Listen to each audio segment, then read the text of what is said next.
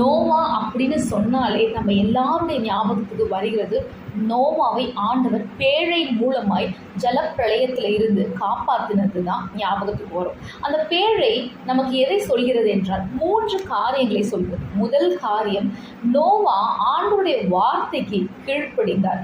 அவர் எப்படி ஆண்டவர் தனக்கு கட்டளையிட்டாரோ அதன்படியே எந்தவித சந்தேகமும் இல்லாமல் ஆண்டவர் நீ போய் பேழையை உண்டாக்குன்னு சொன்ன உடனே அதோடைய காரியத்தை அவர் தொடங்கினார். 2வது காரியம், தேவ சித்தம். தேவன் முழு உலகத்தையும் அழிக்க சித்தமாக இருக்கிறார். தன் குடும்பத்தை ரட்சிக்க அவர் ஒரு திட்டத்தை வைத்திருக்கிறார்.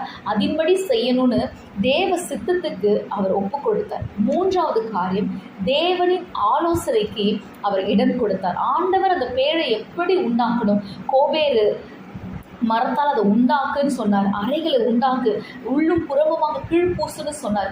அவர் எப்படியெல்லாம் சொன்னாரோ அந்த ஆலோசனையின்படி நோவா பேழையை உண்டாக்குனார். அந்த கீழ்ப்படிதலும் அந்த தேவ சித்தத்துக்கு தன்னை ஒப்பு கொடுத்ததும் ஆண்டவரின் ஆலோசனையின்படி, தன் சுய ஆலோசனையின்படி இல்லாமல் தேவ ஆலோசனைக்கு ஒப்பு கொடுத்ததுனால்தான் நோவா அவருடைய குடும்பமும் பேழைக்குள்ள ஆண்டவர் மூலமாய் ரட்சிக்கப்பட்டார்கள். ஆமேன்.